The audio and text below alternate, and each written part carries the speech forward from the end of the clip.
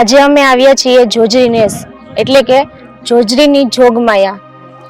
આ મઢ જે છે એ રબારી સમાજ અને અન્ય સમાજનું આસ્થાનું કેન્દ્ર એટલે કે જોજરીની જોગમાયા। તો મેરામણભાઈ, આ જોજરીની જોગમાયાના મઢ વિશે જણાવશો દર્શક મિત્રોને? જોજરી માતાના મઢે આજે આપણે દર્શન કર્યા અને જોજરી માતાનો મઢ એટલે કે રબારી સમાજનું, અને આમ તો અહીંયા આજુબાજુના દરેક વિસ્તારના બધા જે લોકો રહે છે, આહિર સમાજ છે, ભરવાડ સમાજ છે, અને બધા સમાજનું આસ્થાનું કેન્દ્ર છે। પણ અહીંયા જે એક રબારી સમાજની પરંપરા છે અને જ્યાં માતાનો મઢ હોય ત્યાં ભુવા હતા હોય, અને ભુવા હતા અહીંયા જ્યાં જોજરી માતાનું મંદિર છે અહીંયા બાજુના જ ખેતરમાંથી અત્યારના જે ભુવા હતા પરબતભાઈ છે, પરબતાતાના ખેતરમાંથી એમની 8મી 7મી 8મી પેઢી પહેલાં માતાજીનું સ્વયંભૂ પ્રાગટ્ય થયું હતું અને લગભગ 1000 જેટલા શંખ જમીનમાંથી નીકળ્યા, અને ત્યારે શંખની પૂજા પણ અંદર આપણે બધાએ જોઈ શકીએ છીએ એ પ્રમાણે જોજરી માતાના શંખની પૂજા પણ અહીંયા થતી હોય છે। આ ખૂબ મોટી આસ્થાનું કેન્દ્ર છે। દર સોમવારે અહીંયા આજુબાજુના વિસ્તારના લોકો છે એ સ્વયંભૂ દર્શને આવતા હોય છે। વિશેષ કરીને જ્યારે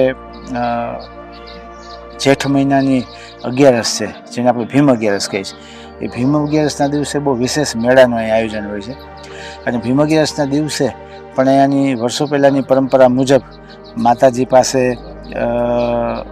આરાધના થાય, એમનું માતાજીનું પૂજન થાય, અને ત્યારે ભુવા હતાના માધ્યમથી માતાજી છે એ આવનારું વર્ષ કેવું જશે અને વરસાદ કેવો આવશે એના બધા ઈંધાણો આપતા હોય છે। ઘણીવાર ભૂતકાળમાં જ્યારે મોટા મોટા દુકાળ પડ્યા છે ત્યારે પણ અહીંયાથી ભુવા હતાને માતાજી એંધાણ આપ્યા હોય, અને એ મુજબ આગેવાનોને ખ્યાલ આવી જાય કે આ વર્ષ છે બહુ સારું નહીં જાય, કંઈ ને કંઈ કુદરતી આપદાઓ આવશે। આ પ્રકારની જીવંત આસ્થા અહીંયા પ્રસ્થાપિત થયેલી છે અને ખૂબ સુંદર મંદિર। અને વર્ષો પહેલાં જૂનો મઠ હતો, પણ ભુવા હતાના પ્રયાસો અને આ બધી જે ચોકના બધા જે ગામો આવે છે બધાના પ્રયાસોના કારણે ખૂબ જ સુંદર અત્યારે આ બધા જોઈ શકીએ છીએ એ પ્રકારનો માતાજીનો મઠ છે। એટલે આ જગ્યા આમ આધ્યાત્મિક રીતે ખૂબ પ્રભાવશાળી જગ્યા છે, અને સહેજે તમે એના ગ્રાઉન્ડમાં ઉભા રહ્યો તો તમને એની પોઝિટિવ વાઇબ્રેશનનો અનુભવ થાય। તો મેરામણભાઈ, અત્યારે અહીંયા ભુવાજી કોણ છે અત્યારે અહીંયા હમણાં જ જેને બાના પહેર્યા છે એવા પરબતાતા છે એ અહીંના અત્યારે ભુવા છે।